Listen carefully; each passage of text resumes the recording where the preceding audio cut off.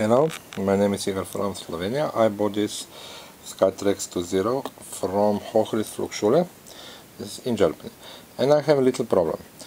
As you see, this is now 100% battery is full. So I guess it should work. But unfortunately it doesn't.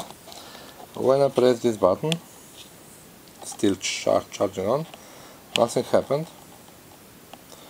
Which let's say is okay. So let's put charger off, and this lovely sign is gone. So I'm still pressing button, still nothing happened, and release and press, and nothing happened.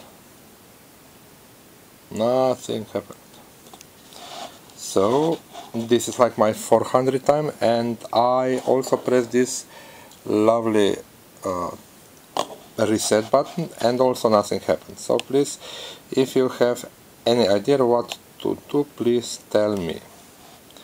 Thank you. And Vario is almost new.